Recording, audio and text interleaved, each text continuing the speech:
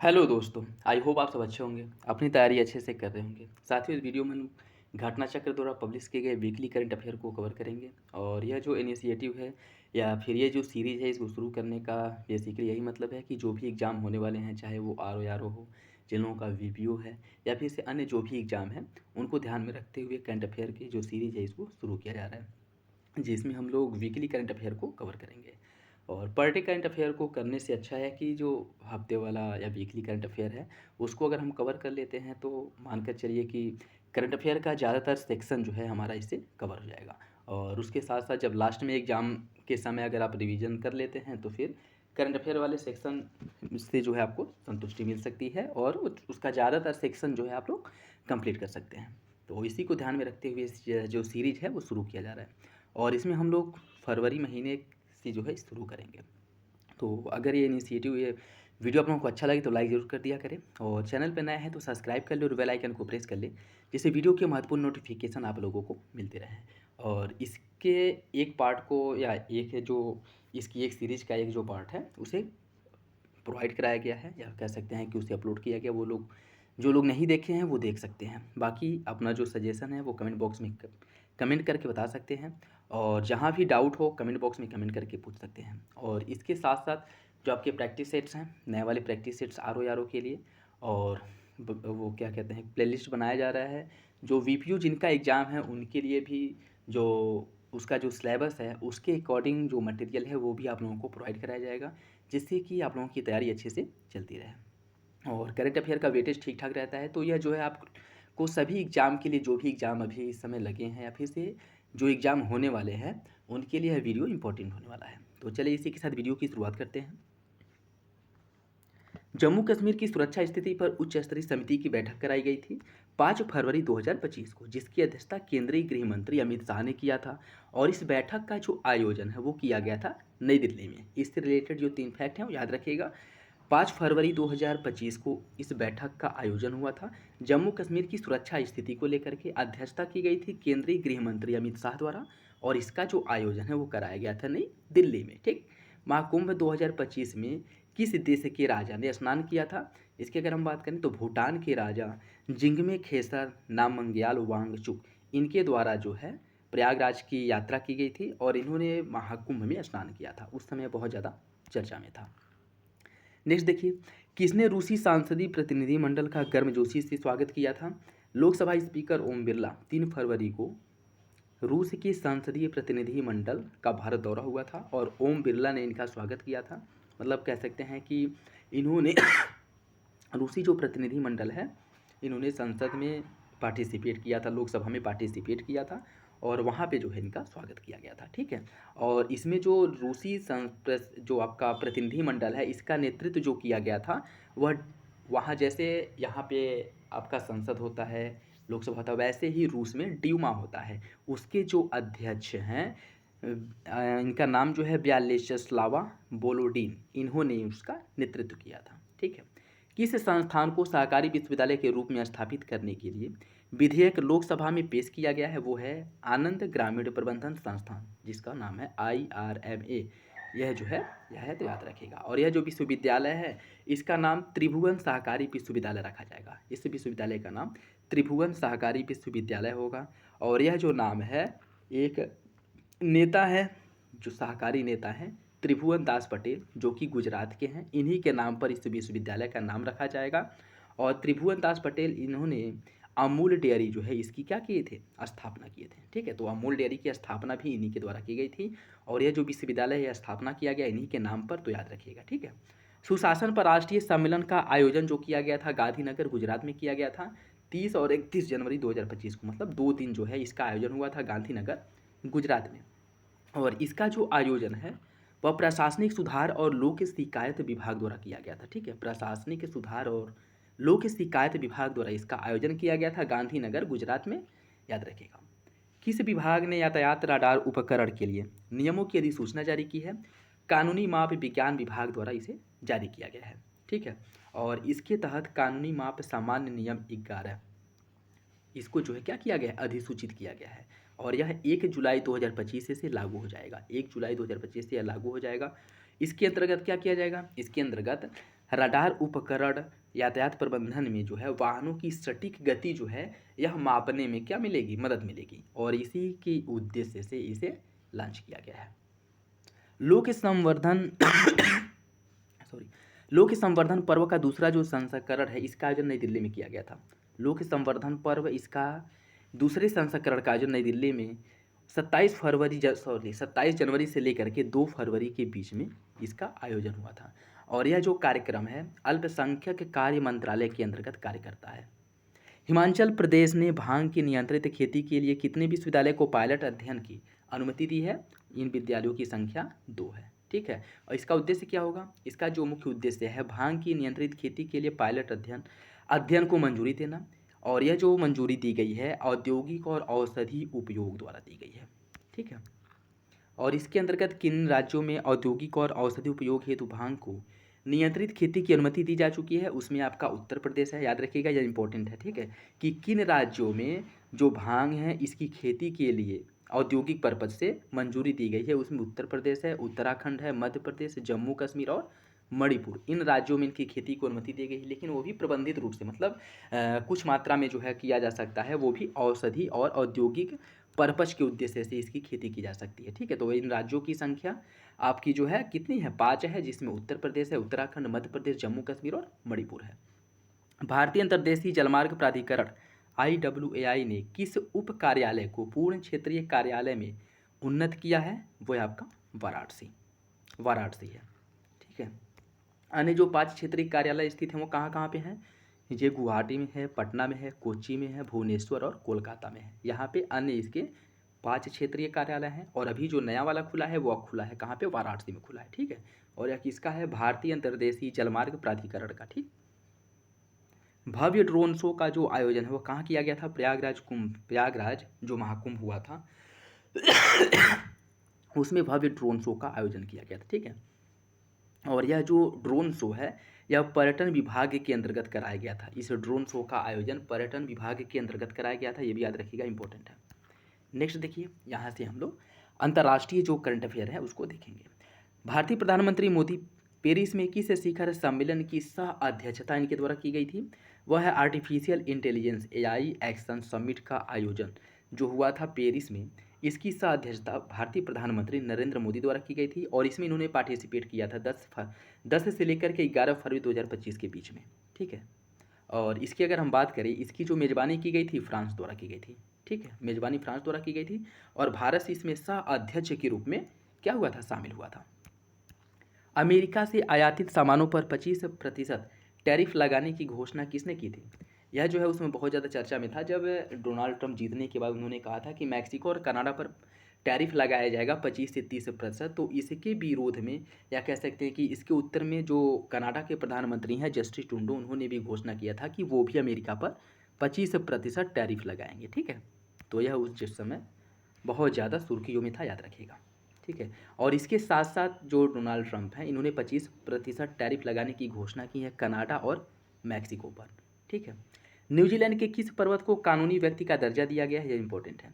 New Zealand का जो तारानाकी मौगा पर्वत है, इसको कानूनी व्यक्ति का दर्जा दिया गया है। ठीक है, यह पर्वत कहाँ पे है? न्यूजीलैंड में है। और इस पर्वत की अगर हम बात करें तो इसका जो प्रबंधन है संयुक्त रूप से कि स्थानीय माओरी जो जनजाति हैं और सरकारी प्रतिनिधि मंडल इनके द्वारा मिलकर के संयुक्त रूप से इसका क्या किया जाता है? पर्वत का प्रबंधन किया जाता है। ठीक है, और आपको जैसा कि पता ही है कि माओरी जनजाति जो है इनका मूल निवास न्यूजीलैंड ही है। ठीक है, और सरकारी प्रतिनिधि मंडल इन दोनों के द्वारा मिल करके इस पर्वत का प्रबंधन संरक्षण किया जाएगा। पर्वत के किस औपनिवेशिक नाम को हटा करके इसे पुनः माओरी नाम तारानाकी मौगा दिया गया है? एक मोटा को हटा करके इसमें माओरी जोड़ दिया गया है। ठीक है, अमेरिकी राष्ट्रपति डोनाल्ड ट्रंप और उनके सलाहकार एलोन मस्क अमेरिकी सरकार की किस एजेंसी को बंद करने पर सहमत हुए हैं? संयुक्त राज्य अंतर्राष्ट्रीय विकास एजेंसी जो है, जो USAID, इसको बंद करने की इन्होंने घोषणा की है। ठीक है, इसको बंद करने की घोषणा की गई है, जिसका प्रभाव क्या होगा? यह दुनिया भर में विदेशी सहायता वितरित करने वाली इस एजेंसी की स्थापना किसके कार्यालय में की गई थी? वो जो है जॉन F कैनेडी राष्ट्रपति जब थे उसी समय इसकी स्थापना की गई थी। और इसका बेसिकली कार्य क्या है?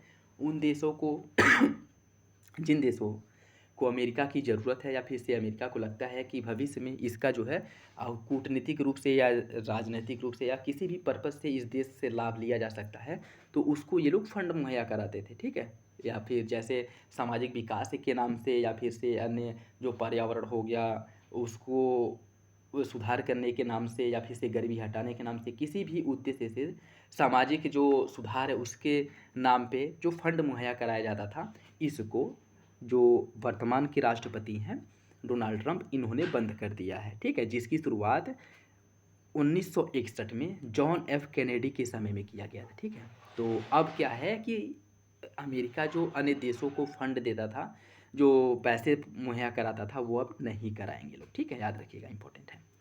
बेल्जियम के नए प्रधानमंत्री के रूप में किसने शपथ ली है? बॉट डी बेवर ने। यह जो है बेल्जियम के नए प्रधानमंत्री बने हैं। अमेरिका के किस नौसैनिक अड्डे में हिरासत केंद्र स्थापित करने की घोषणा की गई है? जो आपका ग्वातानामो बे जो आपका नौसैनिक अड्डा है, यहाँ पर एक हिरासत केंद्र स्थापित करने की घोषणा की गई है और यह कहाँ पे है? क्यूबा में है। यह जो है आपके क्यूबा में है। इसका उपयोग किस उद्देश्य से किया जाएगा, किस पर्पज़ से? इसका जो उपयोग है बंदियों के लिए किया जाएगा, ठीक है? जो अवैध प्रवासी हैं उनको वहाँ पे क्या करने के लिए, उनको वहाँ पे जो है मतलब कह सकते हैं कि रुकने के लिए या फिर से उनको यहाँ बंद करने के लिए, ठीक है, इसका उपयोग किया जाएगा, ठीक? तो याद रखिएगा, इंपॉर्टेंट है। ग्वातामाबो में इसका जो उपयोग है पारंपरिक रूप से किसको रखने के लिए किया जाता था? आतंकवादी और जो संदिग्ध लोग थे इनको रखने के लिए यहाँ पे किया जाता था, लेकिन अब इनके साथ साथ जो अवैध प्रवासी हैं इनको भी यहीं पर रखा जाएगा, ठीक है? और यह क्यूबा में है, नाम है इसका ग्वातानामो बे, ठीक है?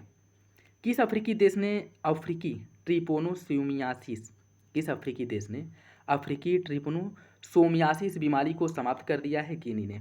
गिनी द्वारा इस बीमारी को समाप्त कर दिया गया है, ठीक है? और इस बीमारी के बारे में अगर हम देखें तो यह जो है स्लीपिंग सिकनेस है। स्लीपिंग सिकनेस एक बीमारी है जो नींद में चलने की बीमारी होती है, वही इसका दूसरा नाम है, ठीक है? और इसको समाप्त कर दिया गया है गिनी द्वारा। यह संक्रमित तसेतसे मक्खियों के काटने से फैलने वाला एक प्रकार का रोग है, वेक्टर जनित परजीवी रोग है, ठीक है? वेक्टर जनित यह एक प्रकार का परजीवी रोग है जो तसेतसे मक्खियों के काटने से होता है, ठीक है? डेनमार्क ने कहाँ अपनी सैन्य उपस्थिति बढ़ाने के लिए लगभग 2 अरब यूरो की योजना की घोषणा की है? आर्कटिक और उत्तरी अटलांटिक के क्षेत्र में। आर्टक आर्टक आर्कटिक और उत्तरी अटलांटिक के क्षेत्र में इसकी घोषणा की गई है और इसके लिए 2 अरब यूरो प्रोडक्ट का मतलब प्रोवाइड कराया जाएगा, ठीक है? और यह एक सैन्य उपस्थिति बढ़ाई जाएगी, ठीक है, डेनमार्क में। डेनमार्क द्वारा आर्कटिक और उत्तर अटलांटिक क्षेत्र में अपनी सैन्य उपस्थिति बढ़ाने का जो कारण वो क्या है? ग्रीनलैंड पर अमेरिकी नियंत्रण की जो इच्छा है, जैसे कि डोनाल्ड ट्रंप ने कहा था ना कि ग्रीनलैंड को यह डेनमार्क से ले लेंगे, और इसी उद्देश्य से कि ग्रीनलैंड डेनमार्क के पास बना रहे, यह जो है सैन्य उपस्थिति बढ़ाने के लिए जो है इसकी क्या किया जा रहा है? यह फंड मुहैया कराया जा रहा है। रूसी परमाणु आइस ब्रेकर 50 लेड पोवेदु किस जहाज से टकराया था? रूसी जो परमाणु आइस ब्रेकर है जिसका नाम 50 लेड पोवेदी है, यह किस जहाज से टकराया था? यह कार्गो जहाज से टकराया था, ठीक है? और यह कारा सागर जो है वहीं पे यह टक्कर हुआ था, कारा सागर में यह टक्कर हुआ था, ठीक है? नेक्स्ट देखिए, यहाँ से हम लोग आर्थिक वाले सेक्शन को कवर करेंगे। आर्थिक सर्वेक्षण जो 2024-25 था, यह किसने प्रस्तुत किया था? वित्त और कॉर्पोरेट मामलों की मंत्री जो निर्मला सीतारमण हैं, इनके द्वारा आर्थिक सर्वेक्षण पेश किया गया था। जैसा कि आप लोगों को पता ही है कि बजट जिस दिन पेश होता है 1 तारीख को, उसके पहले आर्थिक सर्वेक्षण लाया जाता है, ठीक है? आर्थिक सर्वेक्षण जो तैयार करता है वो आर्थिक मामलों के विभाग द्वारा आर्थिक सर्वेक्षण को तैयार किया जाता है, और आर्थिक सर्वेक्षण की तैयार करने की जो निगरानी की जाती है वह मुख्य आर्थिक सलाहकार द्वारा की जाती है, मुख्य आर्थिक सलाहकार द्वारा की जाती है। पहला आर्थिक सर्वेक्षण जो जारी किया गया था वो 1950-51 में पहला आर्थिक सर्वेक्षण जारी किया गया था। और आर्थिक सर्वेक्षण को बजट से अलग कब किया गया था? यह इंपॉर्टेंट है, याद रखिएगा। पहले क्या था कि आर्थिक सर्वेक्षण और बजट एक साथ ही पेश होते थे, लेकिन 1964 में आर्थिक सर्वेक्षण को बजट से अलग कर दिया गया था, और आर्थिक सर्वेक्षण जो है वो बजट से 1 दिन पहले पेश किया जाता है, ठीक है? तो 1964 में से अलग कर दिया गया था, ठीक? नेक्स्ट देखिए, वित्त वर्ष जो 2024-25 है, इसकी जो वास्तविक जीडीपी वृद्धि का अनुमान लगाया गया है, प्रथम अग्रिम अनुमान के अनुसार है यह, ठीक है? उसमें बताया गया है कि जो भारत की वृद्धि दर है जीडीपी, वह फाइनेंशियल ईयर 2025 में 6.4% रहने वाली है, ठीक है? आर्थिक सर्वेक्षण में यह बताया गया था, ठीक? आर्थिक सर्वेक्षण के अकॉर्डिंग। और फाइनेंशियल ईयर 2025 के लिए वास्तविक जो सकल मूल्यवर्धन है जीवीए उसमें वृद्धि का अनुमान लगाया गया 6.4%। और वित्त वर्ष 25-26 फाइनेंशियल ईयर 2026 की जो वास्तविक वृद्धि दर है इसका अनुमान लगाया गया है कि 2026 में जो जीडीपी की वृद्धि दर है वो 6.3 से 6.8% रहने का अनुमान है। ठीक है, 2025 में है 6.4% और 2026 में 6.3 से 6.8% रहने का अनुमान लगाया गया है आर्थिक सर्वेक्षण के अकॉर्डिंग, तो ये भी याद रखिएगा। ठीक है, और इसमें वैश्विक आर्थिक वृद्धि दर जो इसमें बताया गया है कितना रहेगा 3.3%। ठीक है, 2023 में जो वैश्विक आर्थिक वृद्धि दर था वह 3.3% था। अंतर्राष्ट्रीय मुद्रा कोष ने अगले 5 वर्षों के लिए जो वैश्विक वृद्धि का अनुमान लगाया है वह लगाया है 3.2%। किसके अनुसार? IMF के अनुसार। और फाइनेंशियल ईयर 2024 में भारत में खुदरा हेडलाइन जो मुद्रास्फीति था वह 5.4% था। ठीक है, अप्रैल दिसंबर 2024 में भारत की खुदरा हेडलाइन मुद्रास्फीति यह घट करके 4.9% हो गई थी। जुलाई नवंबर 2024 में केंद्र सरकार का जो पूंजीगत व्यय है वह 8.2% था। ठीक है, जुलाई नवंबर के बीच में जो केंद्र सरकार का पूंजीगत व्यय होता है वह 8.2% था पूरे बजट का। ठीक है, और वैश्विक सेवाओं के निर्यात में भारत की रैंकिंग क्या थी? वैश्विक सेवाओं के निर्यात में भारत 7वें नंबर पे है। ठीक है, वैश्विक सेवाओं के निर्यात में अप्रैल दिसंबर 2024 में गैर पेट्रोलियम और गैर रत्न आभूषण निर्यातों में जो वृद्धि हुई थी वह 9.1% की हुई थी। तो ये सभी जो डाटा है याद रखिएगा। ठीक है, सितंबर 2024 तक अनुसूचित वाणिज्यिक बैंकों का जो सकल गैर निष्पादित परिसंपत्ति GNPS है यह घट करके कितना हो गया था 2.6%। यह 12 वर्षों में सबसे न्यूनतम स्तर पे था। ठीक है, NPA के मामले में 2.6% है जो 12 वर्षों में सबसे न्यूनतम स्तर पे है। दिवाला और दिवालिया संहिता के तहत सितंबर 2024 तक 1068 समाधान योजनाओं से कितनी राशि प्राप्त हुई थी? 3.6 लाख करोड़ रुपए प्राप्त हुआ था दिवाला संहिता से। ठीक है, अप्रैल दिसंबर 2024 के बीच में प्राथमिक बाजार इक्विटी शेयर और ऋण से कुल कितनी राशि से संसाधन जुटाए गए थे? 11.1 लाख करोड़ रुपया।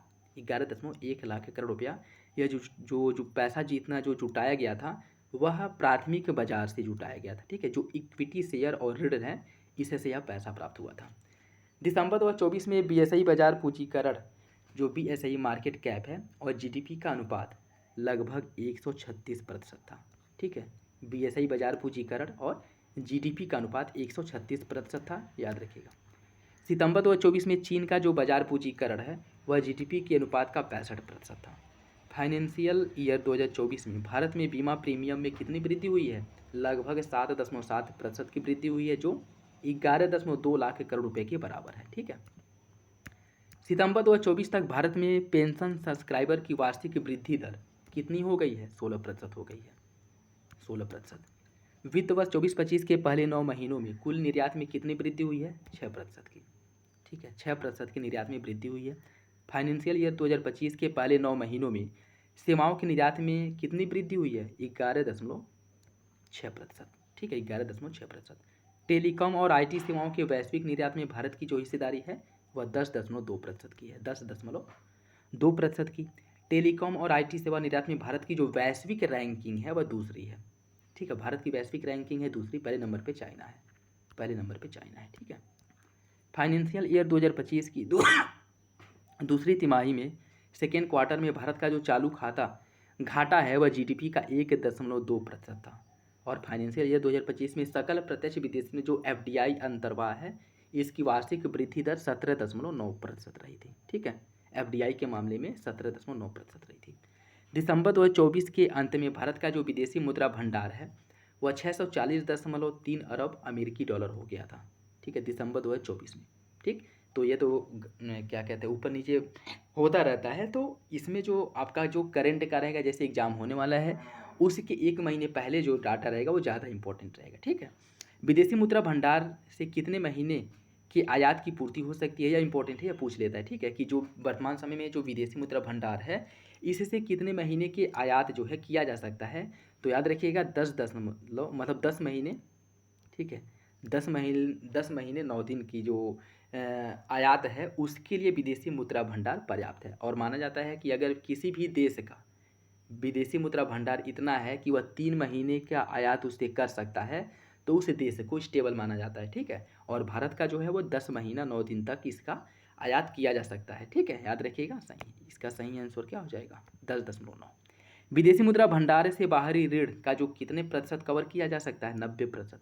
अगर जो विदेशी ऋण है भारत के ऊपर, अगर पूरा विदेशी ऋण को कवर करना है, मतलब पूरा विदेशी ऋण को चुकता कर देना है, और उससे जो आपका भंडार है, विदेशी मुद्रा भंडार, उसी से पूरा करना है, तो 90% जो हमारा विदेशी मुद्रा भंडार है उसके 90% का अगर हम यूज करते हैं तो हमारा जो विदेशी ऋण है वह क्या हो जाएगा? जीरो हो जाएगा, ठीक है। इतना हमारा भंडार है, ठीक।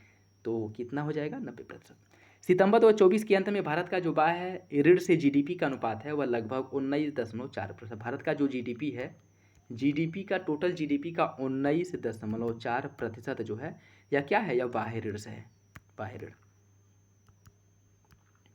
मूल्य और मुद्रास्फीति से रिलेटेड आईएमएफ के अनुसार जो है, आईएमएफ के अनुसार 2024 में वैश्विक मुद्रा की जो दर है, वैश्विक मुद्रास्फीति की जो दर थी वो 5.7% थी, ठीक है, आईएमएफ के अकॉर्डिंग। अंतर्राष्ट्रीय मुद्रा कोष ने भारत के लिए वित्त वर्ष 2026 में कितनी मुद्रास्फीति दर का अनुमान लगाया है? अंतर्राष्ट्रीय मुद्रा कोष आईएमएफ का मानना है कि 2026 में भारत में जो मुद्रास्फीति की दर होगी वह 4.1% होगी, 4.1%।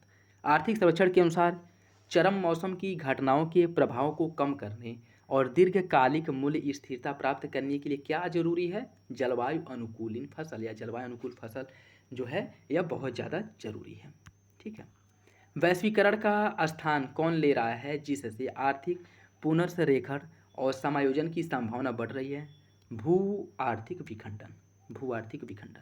विकसित भारत 2047 के लिए 1 अथवा 2 दशकों तक कितनी औसत वृद्धि दर प्राप्त करनी होगी? अगर भारत को 2047 तक विकसित राष्ट्र बनना है तो उसे 1 या 2 दशक, लगभग 10 या 20 वर्षों तक जो भारत की वृद्धि दर है, विकास दर है, वह 8% या इससे अधिक होना चाहिए, ठीक है। तभी भारत जो है 2047 तक विकसित देशों की कैटेगरी में आ सकता है, या भारत जो है विकसित हो सकता है।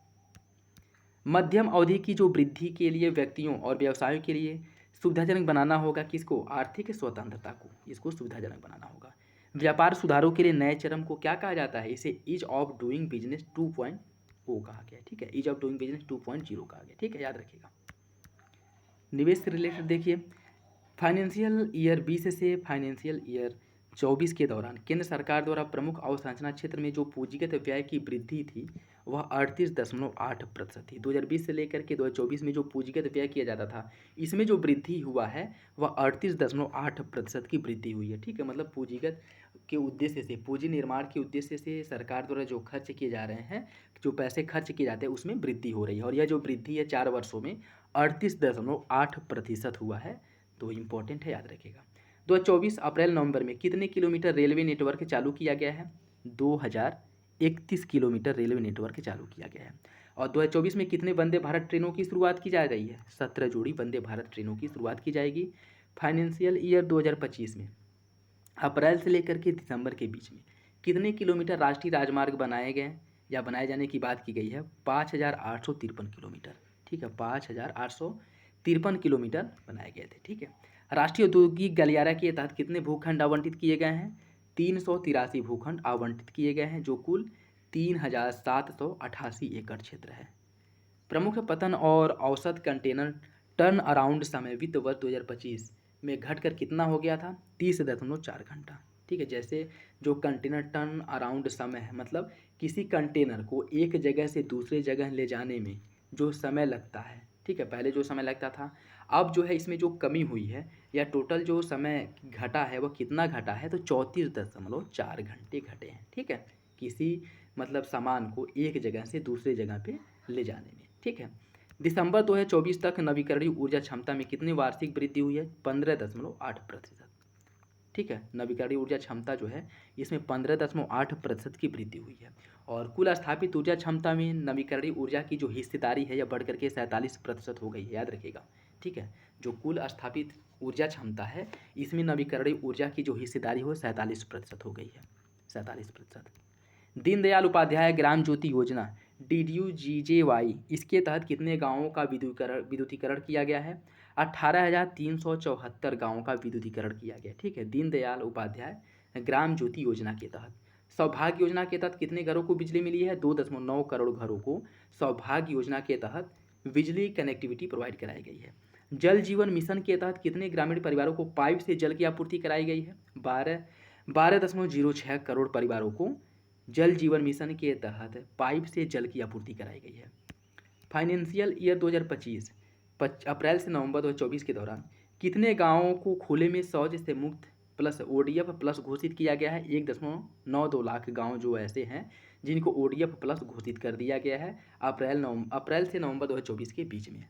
आर्थिक सर्वेक्षण के अनुसार कुल ओडीएफ प्लस गाँव की जो संख्या है यह बढ़ करके 3.64 लाख गाँव हो गया है। ठीक है, याद रखिए। देखिए ईजी फॉर्म में आप लोगों को समझाया जा रहा है, बताया जा रहा है, जिससे कि आप लोग अच्छे से समझ पाएँ। बाकी किसी पॉइंट में अगर कोई कन्फ्यूजन रह जाता है तो कमेंट बॉक्स में कमेंट करके पूछ सकते हैं।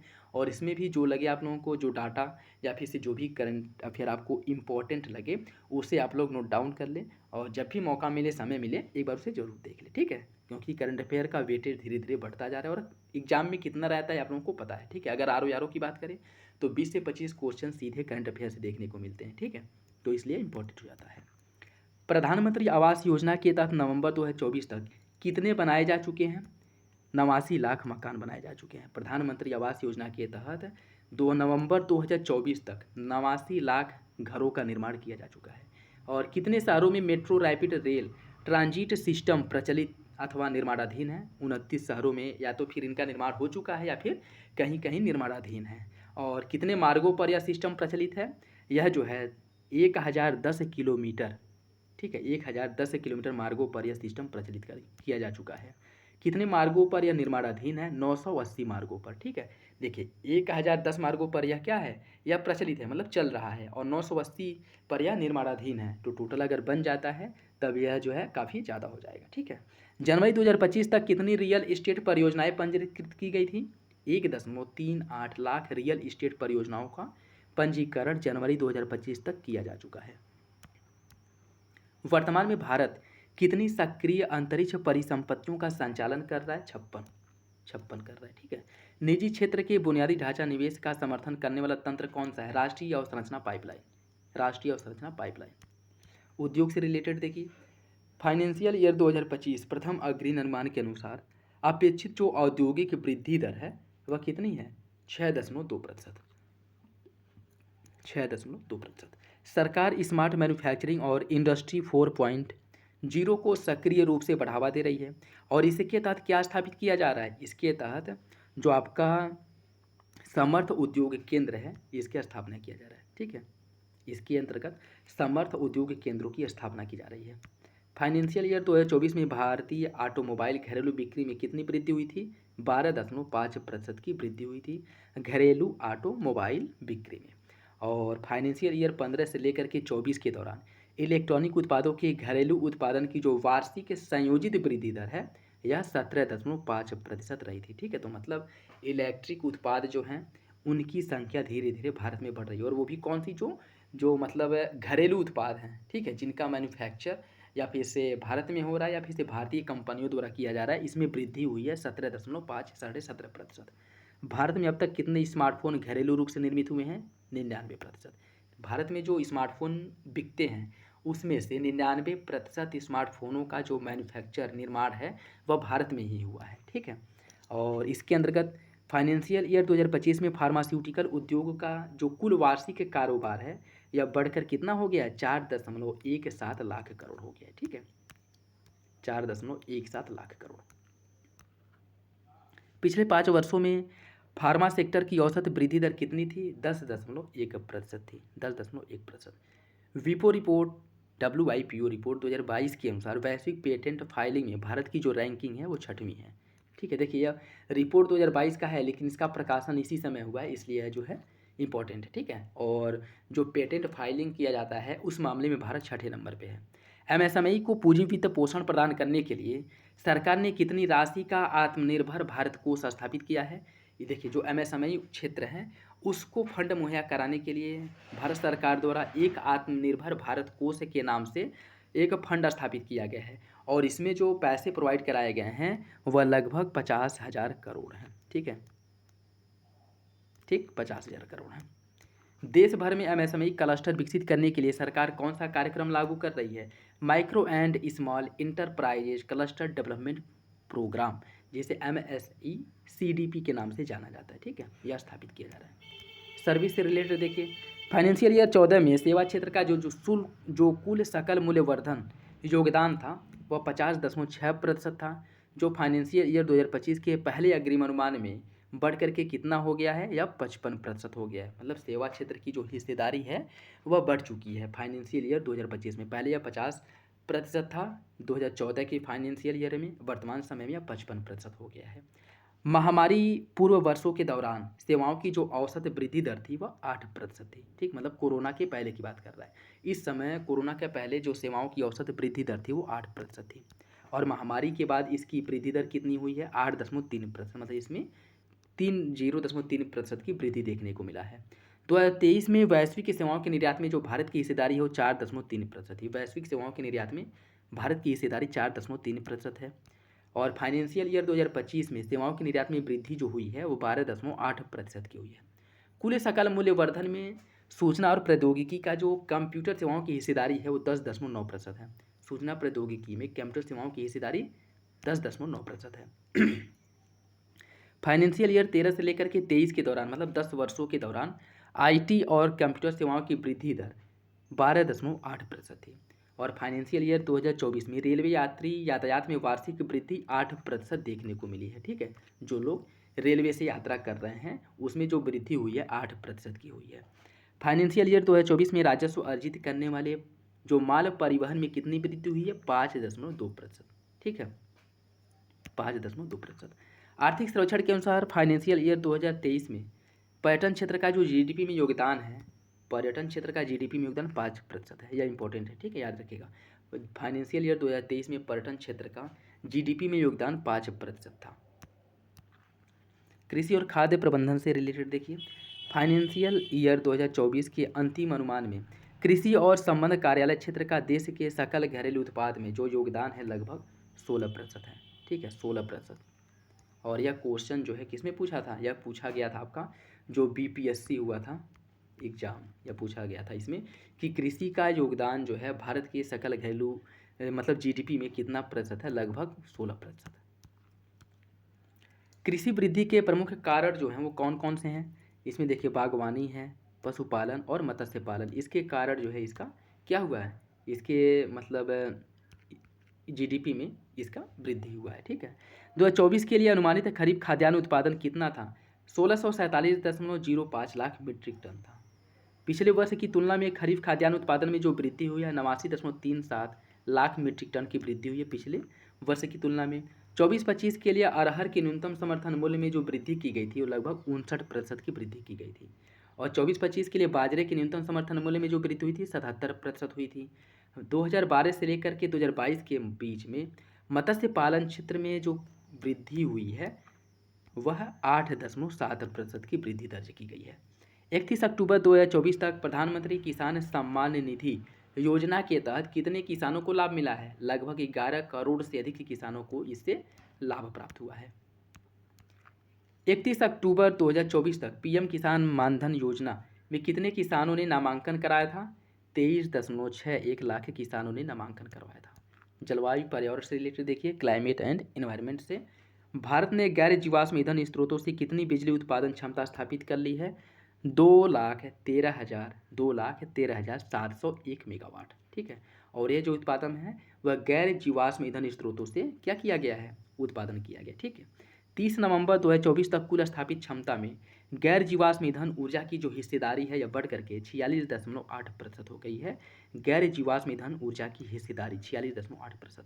2005 से 2024 के बीच में कितना अतिरिक्त कार्बन सिंक बनाया गया है? 2.29 बिलियन टन CO2 के बराबर इतना जो है कार्बन सिंक बनाया गया है। ठीक है, भारत द्वारा नेतृत्व किया गया कौन सा वैश्विक आंदोलन देश के सतत विकास प्रयासों को बढ़ाने का लक्ष्य रखता है? वह है लाइफ स्टाइल फॉर एनवायरनमेंट। जो लाइफ की शुरुआत की गई थी यह जो है ज़्यादा क्या है, मतलब वैश्विक आंदोलन देश के सतत विकास प्रयासों को बढ़ाने के लक्ष्य रखता है। ठीक है, लाइफ स्टाइल फॉर एनवायरनमेंट। कम खपत और कम कीमतों के माध्यम से 2030 तक लाइफ उपायों से उपभोक्ता कितनी बचत कर सकते हैं? लगभग 440 बिलियन अमेरिकी डॉलर की। 440 बिलियन अमेरिकी डॉलर की। फाइनेंशियल ईयर 2021 से 2025 तक केंद्र और राज्य सरकारों के संयुक्त सामाजिक सेवाओं के व्यय की जो वार्षिक संयोजित वृद्धि दर है वह कितनी थी? देखिए, इसकी अगर हम बात करें, यह वृद्धि लगभग 15% रही थी। लगभग 15%। ठीक है। ग्रामीण क्षेत्रों में गिनी गुणांक 23-24 में घटकर कितना हो गया है? 0.237। गिनी गुणांक क्या है? गरीबी मापक एक यंत्र है। ठीक है, गरीबी मापने का एक पैमाना है गिनी गुणांक। या क्या हुआ है? या कम हुआ है। मतलब इसके अकॉर्डिंग जो है, जो भारत में गरीबी स्तर है वो कम हुआ है और यह कम होकर के 0.237 रह गया है। शहरी क्षेत्रों में जो गिनी गुणांक है यह घट करके 0.284 रह गया है और ग्रामीण क्षेत्रों में 237 रह गया है। ठीक है। वित्त वर्ष 2015 और 2022 के मध्य कुल स्वास्थ्य खर्च में सरकार के योगदान में जो वृद्धि हुई है वह 29% से बढ़ कर के 48% हो गया। ठीक है। जैसे स्वास्थ्य खर्चों पे जो ऐसे मान लीजिए कि अगर आप लोग 100 रुपये खर्च करते थे तो 2015 में इस 100 रुपये में 29 रुपया सरकार खर्च करती थी। ठीक है। वर्तमान में क्या है कि जो 100 रुपये आप स्वास्थ्य पर खर्च करते हैं इसमें से 48 रुपया सरकार खर्च करती है और जो 52 रुपया है वो आप स्वयं खर्च करते हैं। ठीक है। तो इसका कहने का मतलब ये है। बाकी तो आप लोगों को पता ही होगा कि आप लोग कितना खर्च करते हैं। ठीक है। और पहली बात तो ये है कि सब लोग स्वस्थ रहें। ठीक है। आप लोग अपने सेहत का ध्यान रखें, अपने परिवार वालों की सेहत का ध्यान रखें कि उनके सेहत खराबी ना हो, क्योंकि ये जो है हॉस्पिटल में जाना सबसे बेकार होता है।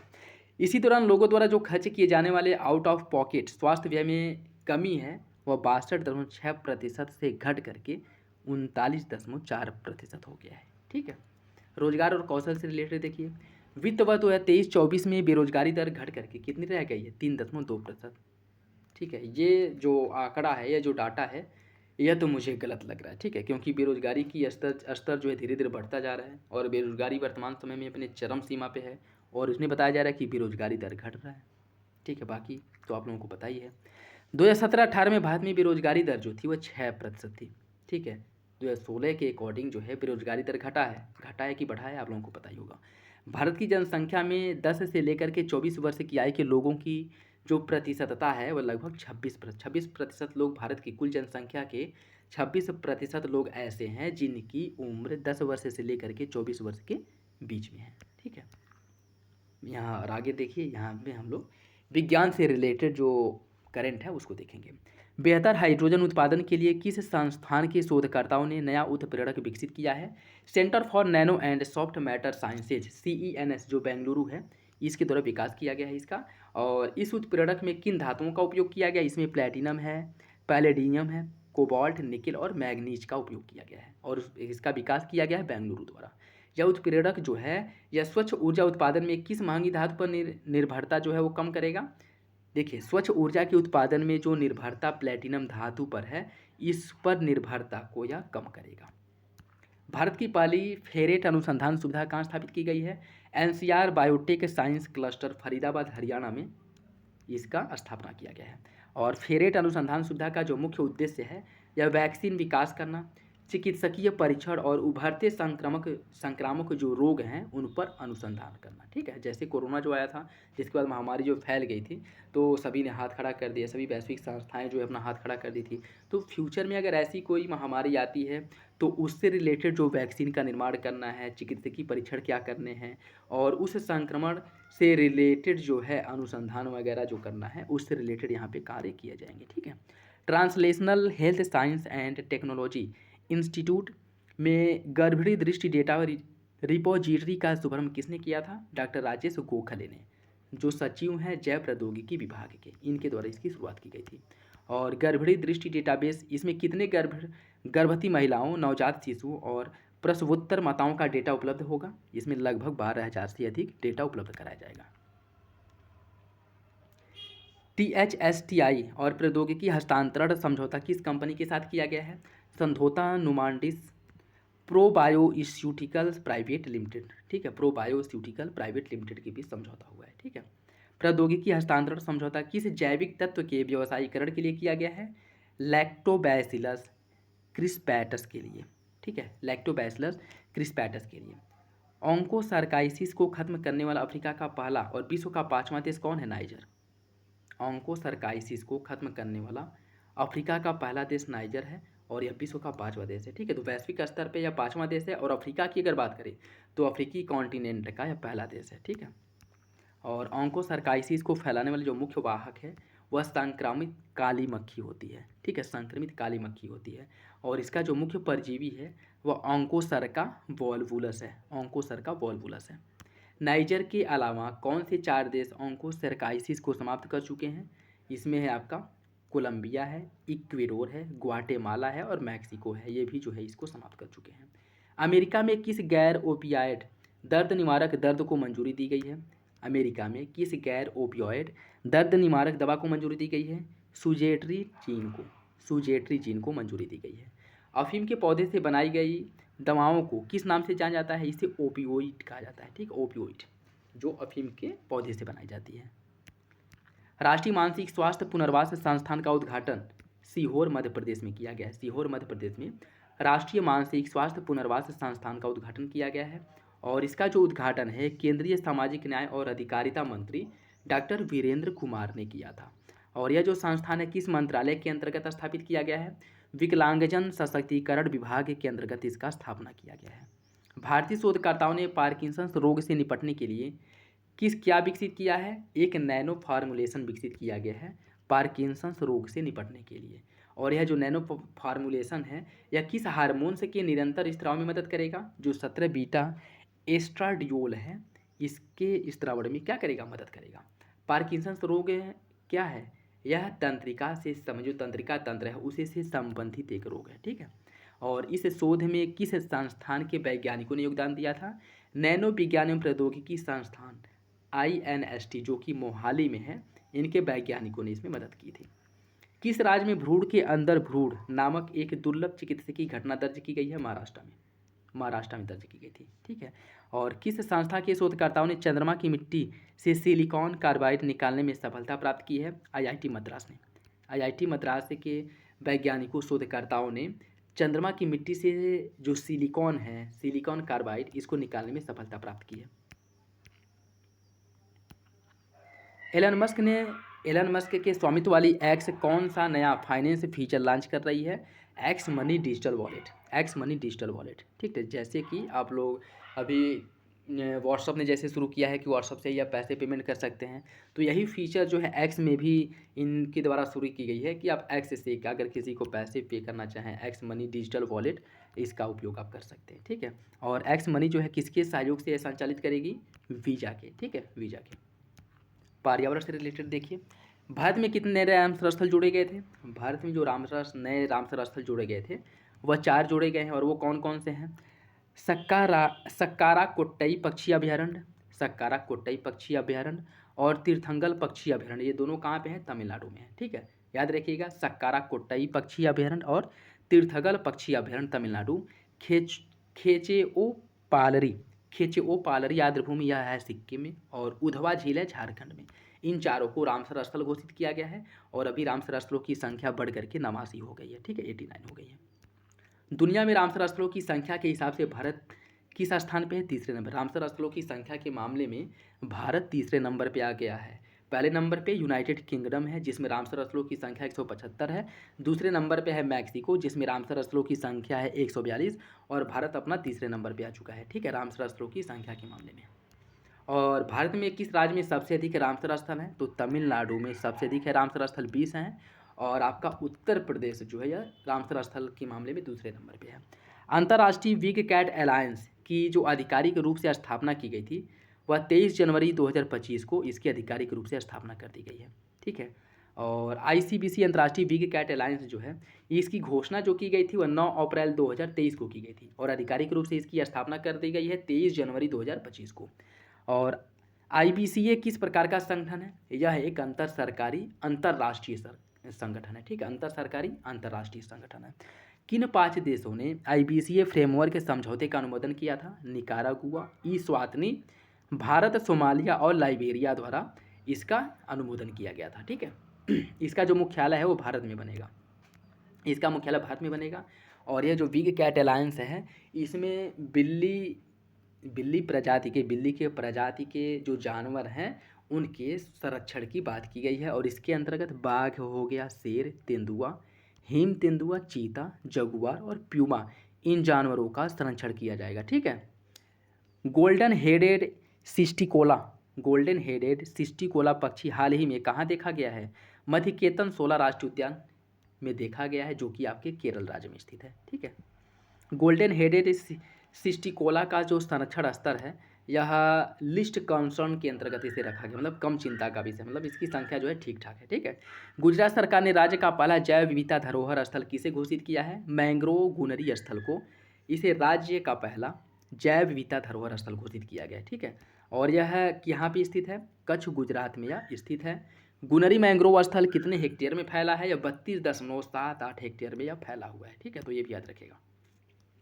नेक्स्ट देखिए, रक्षा से रिलेटेड एक्वेरियन सैन्य अभ्यास कौन सा संस्करण संपन्न हुआ है? एक्वेरियन सैन्य अभ्यास का जो 13वां संस्करण है इसे हाल ही में संपन्न किया गया था 2 से लेकर के 15 फरवरी के बीच में। और यह जो है भारत और मालदीव के बीच में किया जाने वाला एक सैन्य अभ्यास है। एक्वेरियन सैन्य अभ्यास का जो आयोजन है, इस मतलब 13वें संस्करण का जो आयोजन है वह मालदीव में किया गया था। ठीक है। डीआरडीओ ने किस प्रणाली का सफलतापूर्वक परीक्षण किया है? बहुत कम दूरी वाली वायु रक्षा प्रणाली जो है इसका परीक्षण डीआरडीओ द्वारा किया गया है। कहाँ से किया गया है? चांदीपुर ओडिशा से। ठीक है, चांदीपुर ओडिशा से किया गया है। डीआरडीओ द्वारा विकसित यह जो प्रणाली है किन खतरों से सुरक्षा प्रदान करेगी? कम ऊंचाई पर उच्च गति से उड़ने वाले जो खतरे हैं इनसे यह सुरक्षा प्रदान करेगी। नौवें एसीटीसीएम बार्ज LSM यार्ड 133 का जलावतरण कहाँ पे किया गया था? Messrs Surya Dipta project private limited Thane में इसका क्या किया गया है? जलावतरण किया गया है। ठीक।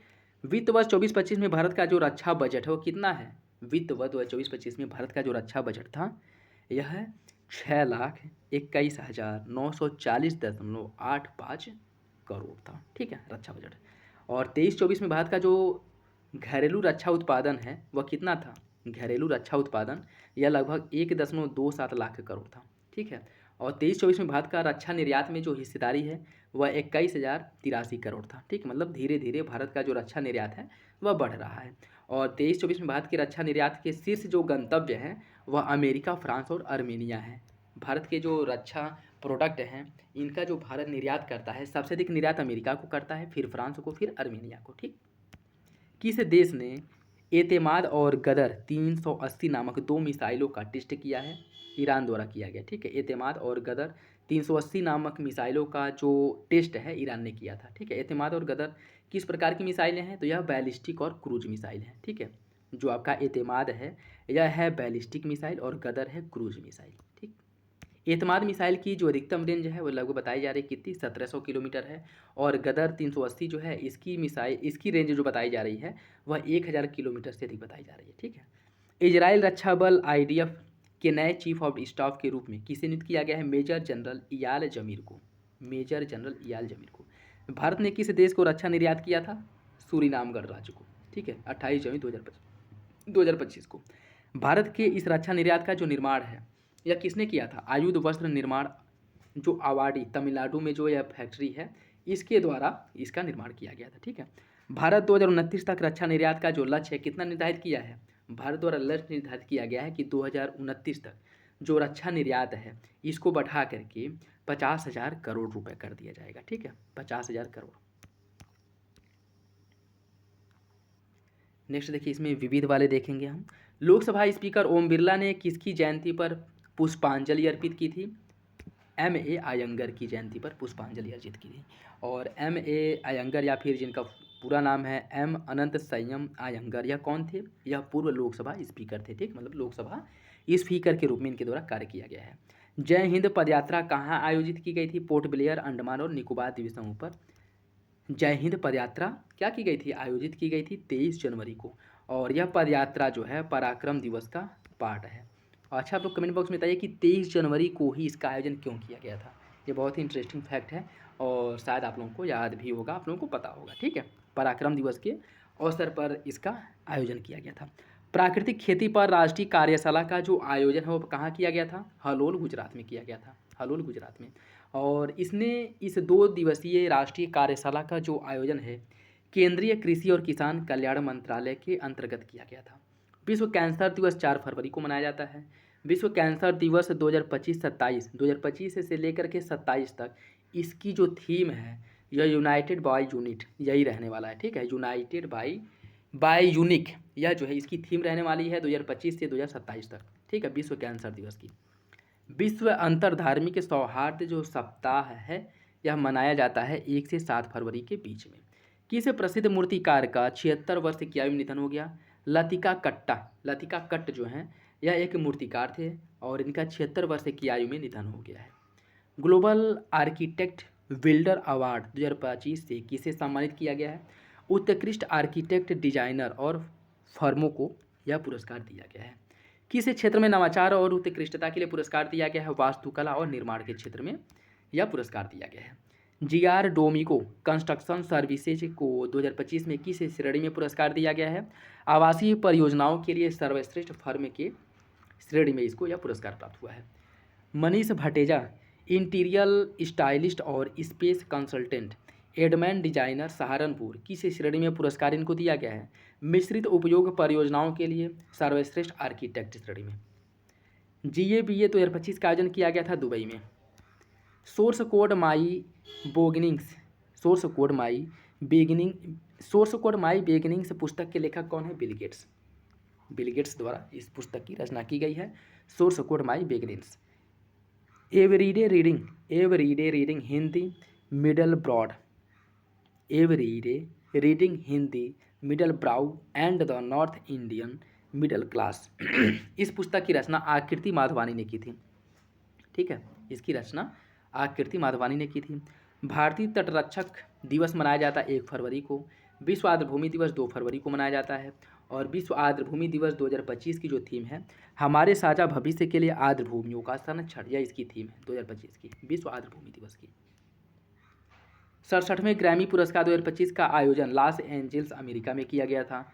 और किस गायिका को ग्रैमी पुरस्कार समारोह में 3 अवार्ड अपने नाम किसने किया था? बियांसे ने इसमें 3 अवार्ड अपने नाम किए थे। ठीक है, बियांसे ने कौन सा पुरस्कार जीता था? इनको एल्बम ऑफ द ईयर का पुरस्कार दिया गया था। ठीक है, काउबॉय कार्टर के लिए।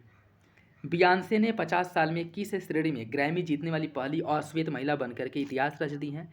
सर्वश्रेष्ठ कंट्री एल्बम श्रेणी में यह पुरस्कार जीत करके इनके द्वारा इतिहास रचा गया है, जो कि एक अश्वेत महिला है। ठीक है, रिकॉर्ड ऑफ द ईयर का पुरस्कार किसने जीता था? नॉट लाइक अस अर्थात कैड्रिक लेमर ने यह पुरस्कार जीता था। ठीक है, लेडी गागा और ब्रूनो मार्स को किस सॉन्ग के लिए सम्मानित किया गया था? डाई विद ए स्माइल के लिए।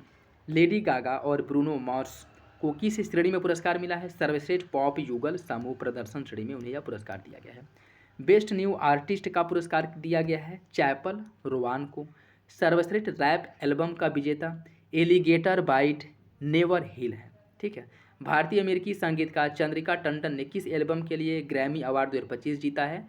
त्रिवेणी के लिए, यह इंपॉर्टेंट है, याद रखिएगा। ठीक है, भारतीय मूल की हैं, अमेरिकी संगीतकार, नाम है इनका चंद्रिका टंडन और इनको ग्रैमी अवार्ड जो दिया गया है त्रिवेणी के लिए दिया गया है। ठीक है, चंद्रिका टंडन, इन्होंने त्रिवेणी एल्बम के लिए किस श्रेणी में ग्रैमी अवार्ड जीता है?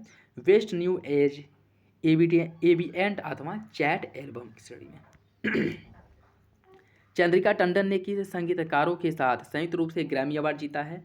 बाउटर केलरमैन और एरू मात्सुमोटो, इनके साथ जो है संयुक्त रूप से यह पुरस्कार यह जीती है। ठीक है, भारत के किस पूर्व मुख्य चुनाव आयुक्त का 79 वर्ष की अवस्था में निधन हो गया है? नवीन चावला का। ठीक है, नवीन चावला ने मुख्य निर्वाचन आयुक्त CEC के रूप में कब कार्य किया था? यह जो है अप्रैल 2009 से जुलाई 2010 के बीच में यह मुख्य निर्वाचन आयुक्त के रूप में इनके द्वारा कार्य किया गया था। और नवीन चावला ने निर्वाचन आयुक्त के रूप में 2005 से लेकर 2009 के बीच में कार्य किया था। राष्ट्रीय गुमशुदा व्यक्ति दिवस मनाया जाता है 3 फरवरी को। यूपी दिवस 24 जनवरी को मनाया जाता है। उत्तर प्रदेश दिवस 2025 की थीम क्या है? यह याद रखिएगा, इंपॉर्टेंट है। विकास व विरासत प्रगति पथ पर उत्तर प्रदेश। विकास व विरासत प्रगति पथ पर उत्तर प्रदेश। यूपी गौरव सम्मान किन 6 लोगों को दिया गया है? कृष्णकांत शुक्ला वाराणसी से हैं, हिमांशु गुप्ता वृंदावन, मनीष वर्मा कानपुर, कृष्णा यादव बुलंदशहर, कर्नल सुभाष देसवाल बुलंदशहर और जयसिंह बहराइच। ठीक है, यहाँ से ये लोग हैं जिनको यूपी गौरव सम्मान दिया गया। टोटल 6 लोग हैं, ठीक है। प्रत्येक सम्मानित व्यक्ति को जो प्रदान किया गया है 11 लाख रुपए दिया गया, ठीक है। प्रत्येक व्यक्ति को 11 लाख रुपए और प्रशस्ति पत्र प्रदान किया गया है। प्रवीण प्रवीण पुल्लाटा ने किस प्रतिष्ठित मंच पर अपना नाम दर्ज करवाया है? World book of record, UK में।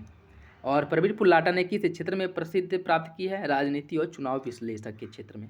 राष्ट्रीय बालिका दिवस मनाया जाता है 24 जनवरी को ही राष्ट्रीय बालिका दिवस भी मनाया जाता है और इसकी थीम है 2025 की सुनहरे भविष्य के लिए बच्चियों का सशक्तिकरण, ठीक है। सुनहरे भविष्य के लिए बच्चियों का सशक्तिकरण। भारत की किस फिल्म को ऑस्कर 2025 के लिए नामांकित किया गया है? ऑस्कर 2025 के लिए भारत की फिल्म है अनुजा, इसका क्या किया गया है? नामांकन किया गया है। किस श्रेणी में ऑस्कर 2025 के लिए नामांकित किया गया है? बेस्ट शॉर्ट फिल्म के श्रेणी में इसका नामांकन हुआ है।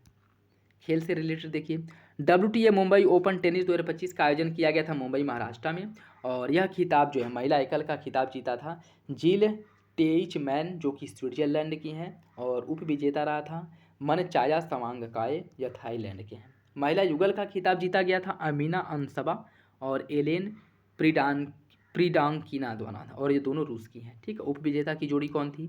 आर्याने हार्टोनो नीदरलैंड की हैं और प्रार्थना थोम्बेर भारत की हैं, ठीक है। तो उप विजेता ये जोड़ी थी, याद रखिएगा। इसमें एक भारत की है प्रार्थना थोम्बेरे, इसलिए इंपॉर्टेंट हो जाता है। Tennis tournament ABN AMRO open ATP Rotterdam 2025 का खिताब कार्लोस अल्कराज ने जीता था जो कि स्पेन के हैं। सेकेंड ICC अंडर 19 महिला T20 विश्व कप 2025 की जो मेज़बानी है वह मलेशिया द्वारा किया जाएगा और इसमें टोटल 16 टीमों ने पार्टिसिपेट किया था। और किस टीम ने चैंपियनशिप को जीता था? तो वह जो है भारत की अंडर 19 महिला टीम ने इस खिताब को जीत लिया था, ठीक है।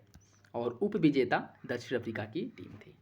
टूर्नामेंट की सर्वश्रेष्ठ खिलाड़ी घोषित किया गया है गोगड़ी त्रिशा को जो कि भारत की हैं। टूर्नामेंट में सबसे ज़्यादा रन किस खिलाड़ी ने बनाया था? गोगड़ी त्रिशा, या 309 रन इनके द्वारा बनाया गया था, ठीक है। टूर्नामेंट में सबसे ज़्यादा विकेट किस खिलाड़ी ने लिया था? वैष्णवी शर्मा ने लिया था, इनके द्वारा 17 विकेट लिए गए थे। छठा हॉकी इंडिया लीग पुरुष 2024-25 का आयोजन कहाँ पे किया गया था? राउरकेला ओडिशा और रांची झारखंड, दो जगह पे किया गया था और इसमें टोटल 8 टीमों ने पार्टिसिपेट किया था। और सांची राड बंगाल टाइगर्स इनके द्वारा पहला खिताब जीता गया था। उप विजेता जो है हैदराबाद तूफान था। टूर्नामेंट का सर्वश्रेष्ठ खिलाड़ी घोषित किया गया है सुखजीत सिंह को, ठीक है। सुखजीत सिंह को सर्वश्रेष्ठ खिलाड़ी घोषित किया गया है। Best goalkeeper of the tournament का पुरस्कार मिला है विक्रमजीत सिंह को जो कि हैदराबाद तूफान से खेले थे। टूर्नामेंट में सर्वाधिक गोल किया था जुगराज सिंह ने जो कि सांची राड बंगाल टाइगर से थे, इनके द्वारा 12 गोल किए गए थे। और upcoming player of the tournament का पुरस्कार अर्शदीप सिंह को दिया गया था। किस टीम को फेयर प्ले अवार्ड मिला था? वो है यूपी रुद्रास को, ठीक है, याद रखिएगा। यूपी रुद्रास जो है इसको फेयर प्ले अवार्ड दिया गया था। पहला हॉकी इंडिया लीग 2024-25 का जो आयोजन है रांची झारखंड और राउरकेला में किया गया था, ठीक है। महिला और पुरुष यह दोनों हॉकी लीग का आयोजन इन जगहों पे किया गया था, ठीक है। और इसमें भी महिला जो टीम है इसमें 4 टीमों ने पार्टिसिपेट किया था और इसका महिला टीम का जो खिताब है यह ओडिशा वॉरियर्स ने जीता था। किसको हरा करके? GSW सुरमा हॉकी क्लब को पराजित करके जीता था। और इसमें जो महिला टीम है इसमें सर्वश्रेष्ठ टूर्नामेंट खिलाड़ी जो घोषित किया गया था ज्योति को घोषित किया गया था जो सुरमा हॉकी क्लब से हैं। और best goalkeeper of the tournament का पुरस्कार दिया गया था सविता पूनिया को, ठीक है। ये भी सुरमा हॉकी क्लब से खेली थी, ठीक है। टूर्नामेंट में सर्वाधिक गोल किसने किया था? चार्लोट एगलबर्ट ने किया था और इब्बी जानसेन, इन दोनों के द्वारा 5-5 गोल किए गए थे। Upcoming player of the tournament या सोनम को घोषित किया गया है। टाटा स्टील शतरंज टूर्नामेंट 2025 इसकी मेजबानी की गई थी किसके द्वारा? विस्क ऑन जी नीदरलैंड द्वारा इसकी मेजबानी की गई थी, ठीक है। मास्टर्स टूर्नामेंट का खिताब जीता था आर प्रज्ञानंद भारत ने, ठीक। आर प्रज्ञानंद जो कि भारत के हैं इनके द्वारा मास्टर्स टूर्नामेंट का खिताब जीता गया था। उप विजेता रहे थे डी गुकेश उप विजेता रहे थे। चैलेंजर टूर्नामेंट का खिताब जीता था ठाई दाई वान गुयेन चेक गणराज्य, उप विजेता रहे थे आयदीन सुलेमानली अजरबैजान के। जोहोर इंटरनेशनल शतरंज ओपन 2025 इसकी मेज़बानी जोहोर बहारू मलेशिया द्वारा किया गया था। और इसमें जो विजेता हैं खिताब के जो विजेता हैं वो P इनियल हैं जो कि भारत के हैं। उप विजेता VS राहुल हैं और ये भी भारत के हैं। विजेता और उप विजेता दोनों भारत के हैं, ठीक है। फीडे विश्व रैपिड और ब्लिट्ज चैंपियनशिप 2024, इसका आयोजन न्यूयॉर्क अमेरिका में किया गया था। ओपन रैपिड का खिताब बोलोडार मुर्जिन जो कि रूस के हैं, इन्होंने जीता था। और उप विजेता का खिताब भी अलेक्जेंडर ग्रिश्चुक, ये भी रूस के हैं, ठीक है। महिला रैपिड इवेंट का खिताब जीता था कोनेरू हम्पी ने। महिला रैपिड इवेंट का खिताब कोनोरू हम्पी ने जीता था। और उप विजेता रही थी जू वेनजुन चीन, मतलब चीन के जू वेनजुन को पराजित करके भारत की कोनोरू हम्पी ने महिला रैपिड इवेंट का खिताब जीता था। ओपन ब्रिज इवेंट के संयुक्त विजेता मैग्नस कार्लसन नॉर्वे के और यान नोपोमनियाची रूस के, इनके द्वारा जो है संयुक्त रूप से जीता गया था। महिला ब्रिज इवेंट की विजेता कौन थी? जू वेनजून, यह चीन की है, ठीक है। एलीट पुरुष राष्ट्रीय मुक्केबाजी चैंपियनशिप 2025 का आयोजन बरेली उत्तर प्रदेश में किया गया था, याद रखिएगा, इंपॉर्टेंट है। पहले 3 स्थानों पर कौन सी टीम थी? सर्विसेज, रेलवे और ऑल इंडिया पुलिस, यह जो है पहले 3 स्थान पे थी। सीनियर राष्ट्रीय टेबल टेनिस चैंपियनशिप 2024 का आयोजन सूरत गुजरात में किया गया था। पुरुष एकल का खिताब मनुष शाह ने जीता था आरबीआई से। महिला एकल का खिताब दिया पराग चीतले ने जीती थी, ये भी आरबीआई से, ठीक है। ग्रामीण क्रिकेट लीग शुरू करने वाला पहला राज्य कौन है? बिहार। ग्रामीण क्रिकेट लीग शुरू करने वाला पहला राज्य बिहार बन गया, ठीक है। आईसीसी अध्यक्ष जयशाह ने किस संगठन की सलाहकार परिषद की सदस्यता ग्रहण की है? वर्ल्ड क्रिकेट कनेक्ट्स की, वर्ल्ड क्रिकेट कनेक्ट्स की, ठीक है। तो ये थे आपके वीकली करंट अफेयर, जिसमें हम लोग 1 फरवरी से लेकर के 8 फरवरी तक के करंट अफेयर को डिस्कस किए हैं। तो आई होप यह वीडियो आप लोगों को अच्छा लगा होगा। वीडियो पसंद आए तो लाइक करिए, चैनल पे नया है तो सब्सक्राइब कर ले और अपना फीडबैक कमेंट बॉक्स में ज़रूर दे दिया करें। तो चलिए मिलते हैं अगले वीडियो में, तब तक के लिए धन्यवाद, जय हिंद।